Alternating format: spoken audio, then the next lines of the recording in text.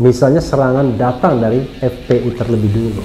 Persoalannya adalah apakah memang situasi sedemikian gawat sehingga perlu menghilangkan 6 nyawa.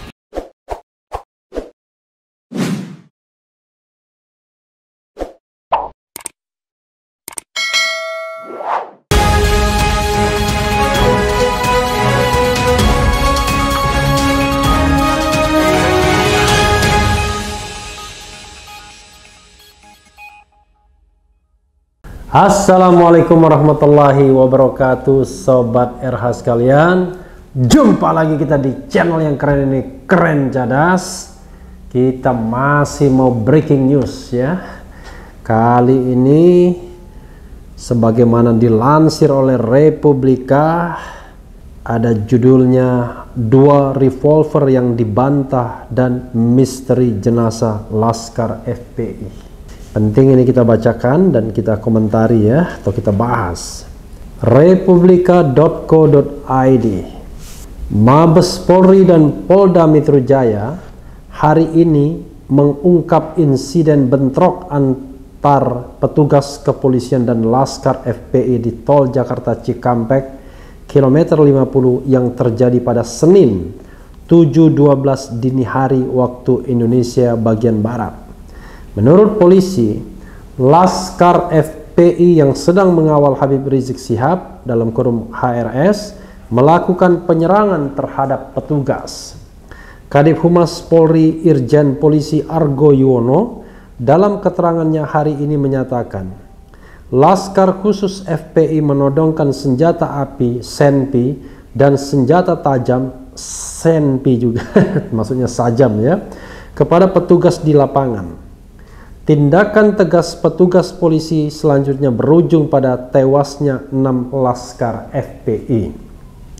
Saat inilah terjadi penodongan senpi dan sajam berupa samurai dan celurit ke arah anggota oleh pengikut MRS, ujar Argo dalam keterangannya Senin 7 Desember. Polda Metro Jaya terus mendalami insiden penyerangan terhadap petugas kepolisian, termasuk menyelidiki kepemilikan 2 senjata api atau senpi berjenis revolver. Meskipun pihak FPI telah membantah laskarnya dibekali senpi. Tentang senpi dalam kurung senjata api, itu masih kita selidiki dan kita akan jelaskan. Sudah banyak senjata api akan kita cari tahu siapa pemiliknya, tegas Direktur Reserse Kriminal Umum Polda Metro Jaya, Kombes Tubagus Ade Hidayat saat ditemui di Mapolda Metro Jaya, Jakarta Selatan, Senin 7 Desember. Selain itu, Tubagus juga menegaskan penyelidikan tidak hanya berhenti di kasus penyerangan petugas, tetapi penyidik bakal mengusut tuntas terutama terkait keberadaan 2 senpi berjenis revolver tersebut. Pihaknya juga akan bekerja sama dengan Bareskrim Polri untuk menangani kasus ini. Diketahui sudah 3 peluru yang ditembakkan dari 2 senpi jenis revolver tersebut. Dan sebagai bandingannya 6 yang meninggal. Jadi ya begitulah ya. Jadi ada 3 yang ditembakkan dan kemudian 6 yang meninggal, tapi di pihak yang lain ya. Selanjutnya, mengenai maraknya kecurigaan masyarakat terhadap peristiwa yang dikaitkan rusaknya sejumlah kamera pengawas CCTV di sekitar lokasi kejadian, Tubagus tidak menjelaskan secara detail. Ia hanya mengatakan semua upaya akan dilakukan termasuk identitas kendaraan yang sampai saat ini belum tertangkap. Orang yang belum tertangkap akan kita lakukan proses lebih lanjut, tutup Tubagus. Pihak FPI membantah pernyataan polisi yang menyebut Laskar pengawal HRS dilengkapi senpi dan sajam. FPI menegaskan pernyataan polisi itu sebagai fitnah belaka. Patut diberitahukan bahwa fitnah besar kalau Laskar kita disebut membawa senjata api dan tembak-menembak. Laskar kami tidak pernah dibekali senjata api, kata Sekretaris Umum FPI Munarman dalam konferensi pers di markas FPI pada Senin 7 Desember. Munarman bahkan menantang kepolisian untuk mengecek senpi yang berhasil disita. Jika ada nomor registernya, maka bisa diketahui siapa pemilik senpi itu. Kalau betul punya laskar, cek nomor registernya. Pasti bukan punya kami, karena kami tidak punya akses senjata api dan tidak mungkin membeli senjata gelap. Bohong itu. Tiap anggota FPI dilarang bawa sajam, senjata api, dan bahan peledak, tegas Munarman.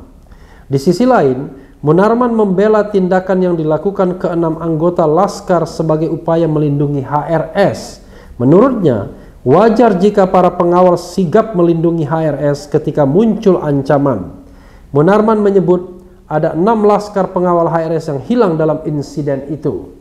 Mereka tidak berada di lokasi kejadian setelah dicek oleh tim FPI. Karena itu, ia meragukan jika sempat terjadi insiden adu tembak. Kenapa?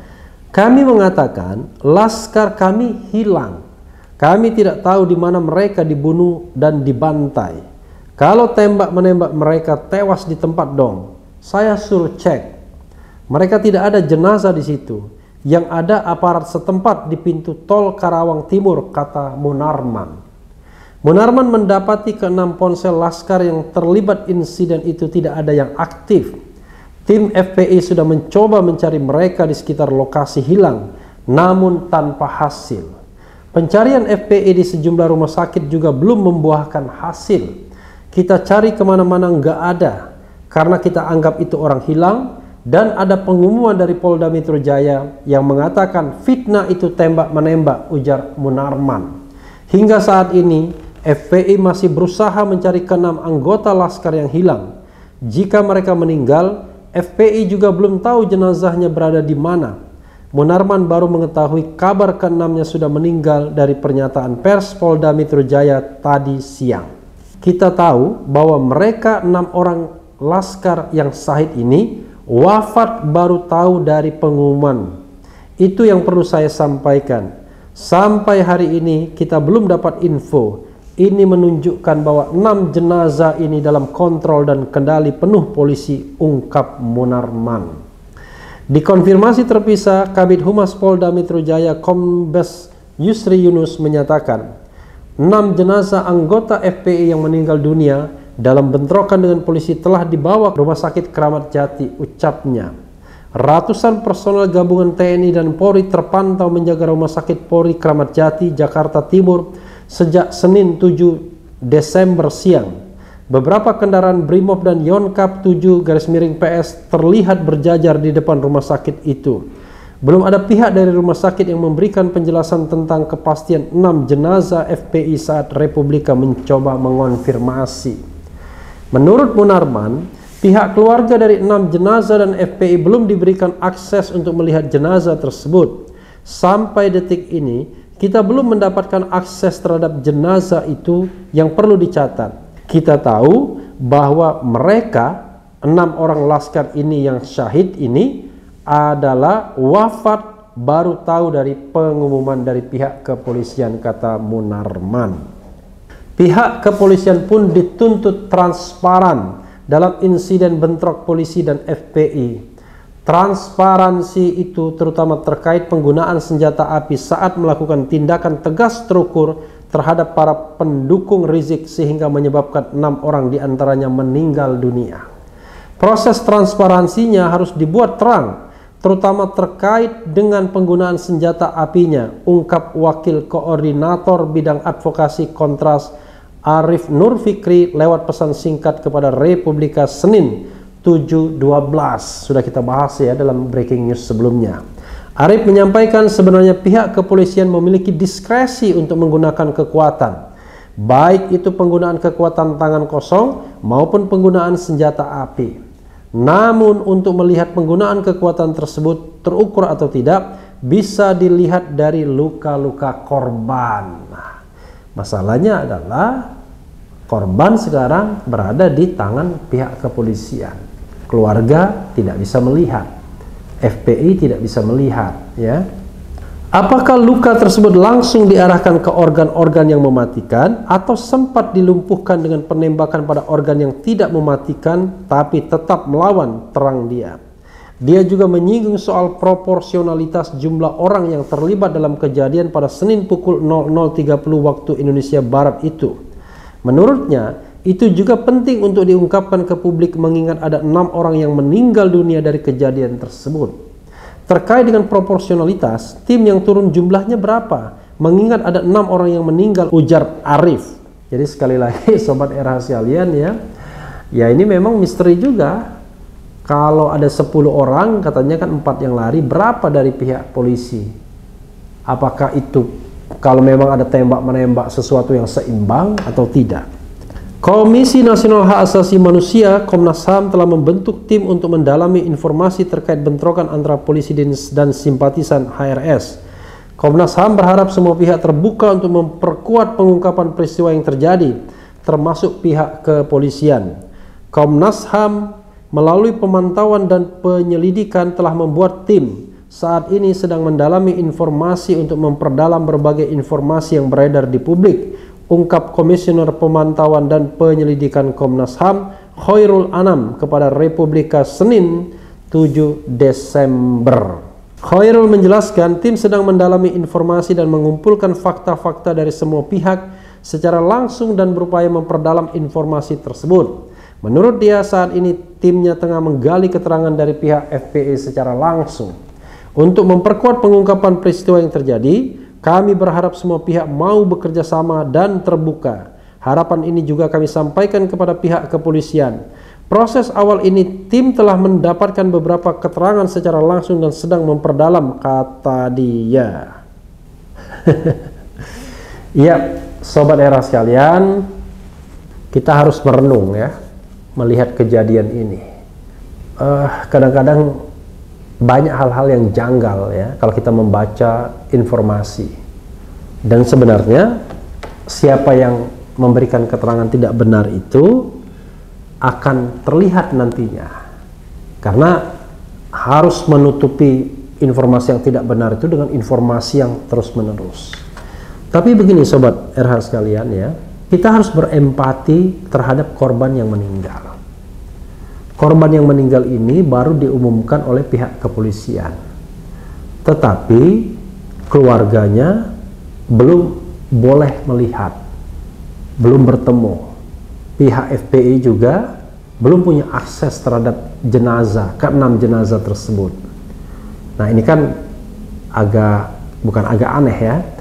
Maksudnya adalah ini golden moment sesungguhnya untuk mengetahui luka-luka yang ada. Sebagaimana tadi dikatakan oleh Kontras, untuk melihat apakah sesuai dengan prosedur atau tidak. Bahkan kalau misalnya dibalikkan kepada pendapat Munarman ya, dikaitkan bukan dibalikkan, ya akan lebih membuka lagi sebuah teka-teki apakah memang terjadi tembak-menembak atau tidak. Dari tadi saja misalnya ya, ada fakta bahwa 3 peluru yang ditembakkan oleh Laskar FPI, lalu Laskar FPI-nya 6 yang meninggal. Entahlah ya, saya tidak terlalu paham juga karena ini kan fakta, kita tidak boleh menduga-duga walaupun terasa aneh karena ini mengeluarkan 3 peluru, ini 6 yang meninggal. Artinya mungkin peluru yang ditembakkan oleh petugas jauh lebih banyak dibandingkan peluru yang ditembakkan oleh Laskar FPI. Kalau memang terjadi tembak-menembak. Catatan lain lagi, Sobat Era sekalian ya, yaitu mengenai titik fokus masalah ini. Jadi rupanya titik fokusnya ini bukan humanisme, bukan kemanusiaan. Titik fokusnya adalah soal penyerangan Laskar FPI terhadap petugas. Jadi itu ibaratnya korban jiwa nggak terlalu dipentingkan sepertinya. Itunya saja yang mau diselidiki oleh pihak kepolisian. Bahkan dengan berusaha menangkap 4 orang yang dianggap melarikan diri. Dan 4 orang yang melarikan diri ini juga bisa menjadi saksi kunci yang bisa menjelaskan di lokasi apakah memang telah terjadi apa yang diberitakan. Sobat RH sekalian, banyak misteri, tapi intinya begini. Sebagai rakyat, sebagai masyarakat, sebagai pengamat, sebenarnya kita semua hanya ingin yang benarnya seperti apa sih. Kalau memang yang benar adalah polisi, ya kita tidak bisa membenarkan FPI.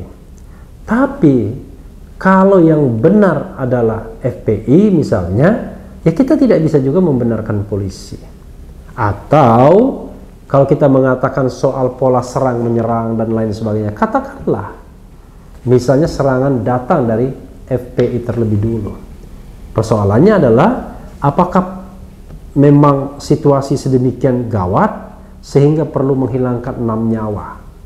Memang diperbolehkan untuk membela diri demi kepentingan atau demi menyelamatkan diri dan masyarakat, kan begitu.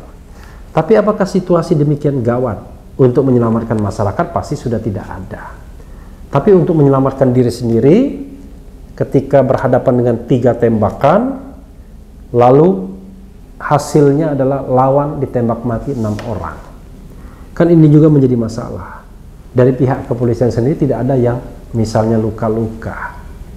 Sobat era sekalian, banyak hal yang masih menjadi misteri.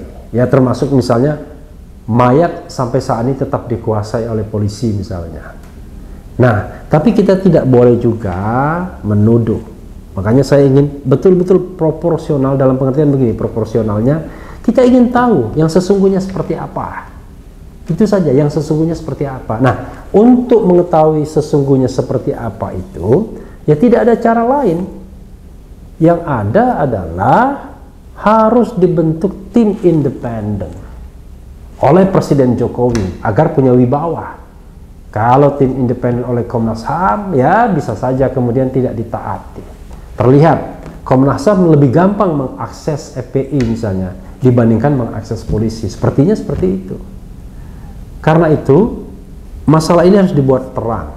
Jangan kemudian justru pihak yang tidak bersalah, yang sudah korban, yang sudah kehilangan nyawa misalnya, dibuat lagi hal-hal yang akhirnya justru segala sesuatunya menjadi tidak adil.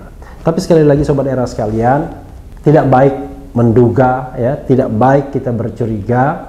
Kita hanya bisa menganalisis, dan memang channel ini hanya berusaha ingin menganalisis saja kejadian-kejadian yang ada berdasarkan logic thinking. Tapi fakta yang sesungguhnya memang harus diselidiki oleh sebuah tim yang tidak terkait dengan kedua belah pihak. Orang tersebut atau tim itu haruslah yang berwibawa, yang profesional, yang netral, yang independen. Jadi dia tidak membela A atau membela B, tapi hanya mencari kebenaran dan bukan mencari pembenaran. Sobat era sekalian, yang penting tetap di channel ini, karena di channel ini Anda akan dirayu, ditipu, dibaperin, dicecar, diuber pula di jalur khusus. Karena channel ini adalah channel yang mengancam, memeras, dan membenci. Jangan lupa subscribe, like, comment, and share. Cheers.